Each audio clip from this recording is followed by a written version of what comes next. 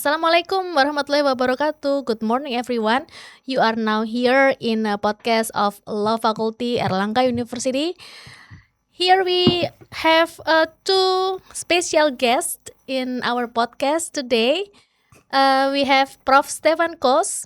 He is a lecturer from Bundeswehr University Munich, Germany, and Prof. Michael Bohne from Dortmund, Fachhochschule Dortmund. I hope it is correct how to mention it, like Fachhochschule Dortmund. Perfect. Thank you. So they are here. We'll discuss about how AI in the perspective of legal education in Germany, and also how it works. It can be helps our task in a university and so on and so forth. All right. All right. So the time is yours, Professor Bohne and Professor Kos. Yeah. It is delighted to have you here. I have to mention that. Thank you so much. Thank you. You have to mention that. Yeah, we are happy to hear. Thank you for having us. We will talk about, we'll make a little dialogue about that because we had this morning a conversation about that because I saw some article from a German, I think it was a CEO of some AI company in Germany. And he criticized that we are a little bit hypocritic when it comes to the use of AI in writing articles, writing texts, producing this, generating text.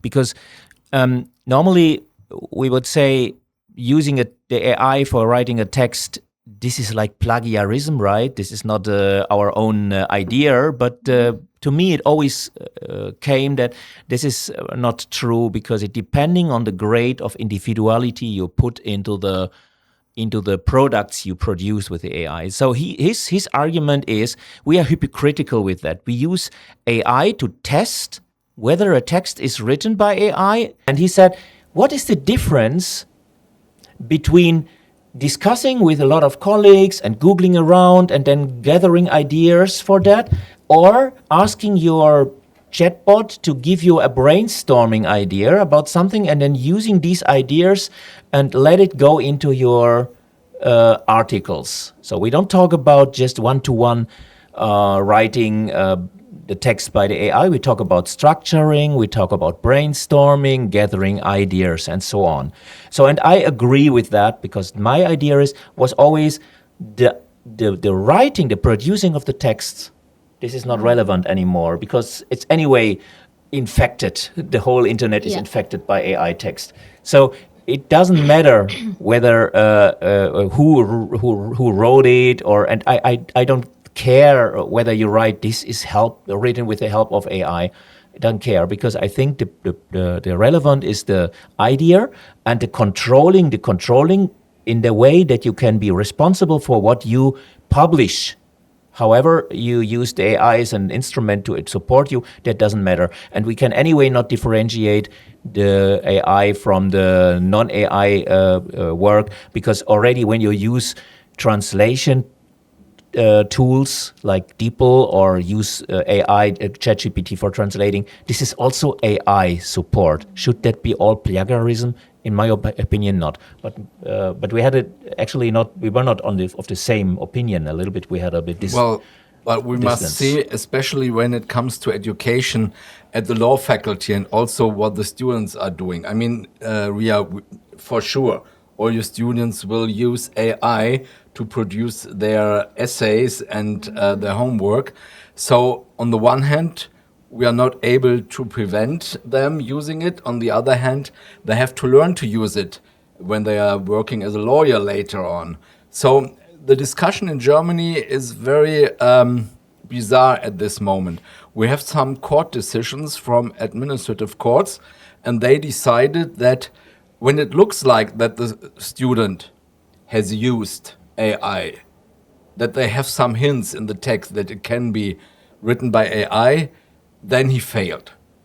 And that means in the end, you can put him away from university, for example. So that means when we discuss from a constitutional point of view, you prevent him from doing his exam at a university, and that means that you destroy, for example, his career or what he have done up to this, what he has done up to this point. So it means at university we have to come to other formats for education and also how to do exams.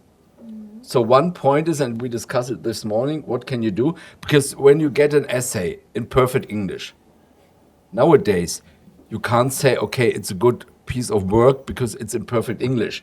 So that it is a very good essay because somebody is doing it in English. Because have an essay in good English, it's normal. It's done by DeepL, for example, a very good program for it.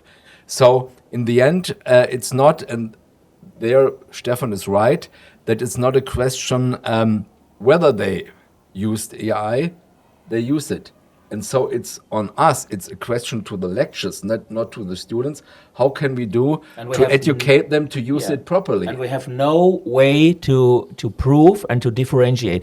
I do, for example, reviews for journals, for Indonesian law journals. Yeah, so I get a lot of papers to review that. And years ago, there were bad papers. I could not even understand the English properly, and I was very angry that they don't send it to some translator or some office in Indonesia to check the language. Yeah, because it's expensive, of course.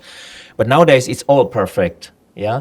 So from this side, and that is, I think, what you also said. From this side, we don't have a factor where we can say, oh, this is at least a acceptable quality of the paper, because the language quality is mostly good, but still. What is in there is not good, because you have redundancies, you have the AI, you see that the AI is doing this, this blah, blah, blah, blah, blah, and you don't come to the point, these things. But this costs us, as the professors, costs us a lot of time nowadays to assess that, because we must read it even more carefully to go behind it.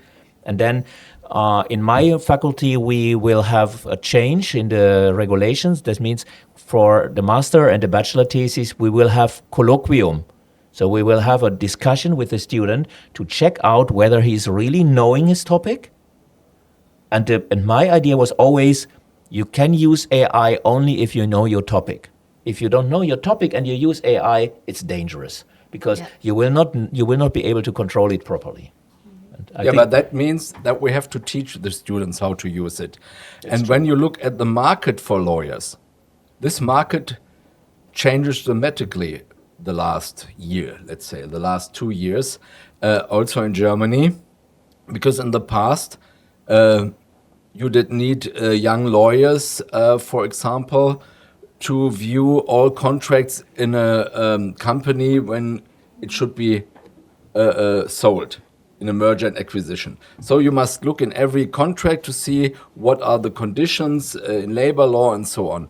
So that was a typical work for beginners to learn something. Nowadays, this can be done by AI much better than by young professionals, because the AI doesn't forget a contract. The AI has a structure how to compare the contracts. So it means lawyers in the future, and future means tomorrow, they need other tools and other abilities to perform as lawyers in practice.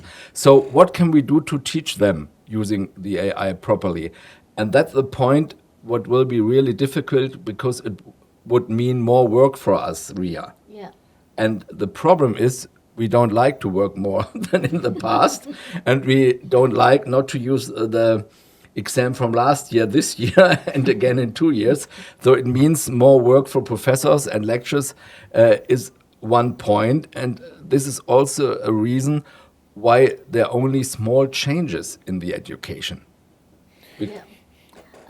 Let's say, so in one side, using AI helps how to develop law faculty, as it is can helps young professional and also students to do their works properly, like the English, to make it more perfect language, and also for the checking the contract for young professional, for example. But it is, what do you think? It is necessary or not if they mention that they are using AI or not in their essay, for example, and also for their thesis. Yeah, I give you an example which Yes. make that maybe the limitation when we should or when we not should. This is for me it's a little bit a question of taste because I think it's anyway everywhere. I don't think that many journal articles, especially in Indonesia, are not written with that. Yeah, so in a certain way. So we published a book in the beginning of this year in Indonesian language about AI in private law. Kecerdasan artifisial dalam hukum perdata. And I wrote the whole book in German language. So I had to translate it into Bahasa Indonesia. So I used ChatGPT to translate it, and I gave the prompt. It must be terminologically correct. And then I translated back to German and English by DeepL. And sometimes I asked the Claude also. So I used 3 systems of AI. Now, if you flag that, if you check that with these scanners, which are anyway, in my opinion, useless, but if you do it, then you find maybe 70%, 80% AI. Is this plagiarism? If I write my text in German language from myself and use translating tools, Of course not. of course not, right? So, nevertheless, because we wanted to leave no doubt, of course, we wrote in the preface. We used AI for translating that because I had to read Chinese text in Mandarin. I cannot understand a word Mandarin. How I can use this? Yeah. So of course I must use AI. So I mention it, but in my opinion, it would not have been totally necessary to mention it. The AI regulation said you must mention it when it is important for the public. When it is generated full by AI, it's and without human intervention. Then you must mention it. In my opinion, it is legally not necessary, but this is a question of taste whether you mention it in that situation or not. But that's the problem when we come back to exams, for example. Because to be honest, Ria, normally when you have an essay, for example, the subject writes something about third parties in contract law. A typical question for students. Nowadays, it can be solved perfectly by AI because there are so many written in the internet. And that means when you have a 15 pages essay, and it was the same in the past, that 2/3 of it was all the same. Expressed something a little bit different. That means, for example, that we need exams in the future where you have very precise questions to very specific cases, and probably 5 pages would be enough. Not all the descriptions, not all the stuff you get out of the AI and you have already written 20 times. But of course, it means education must change, and it also means our attitude must change. And that's a problem at the moment. Yeah. Thank you very much for the insight.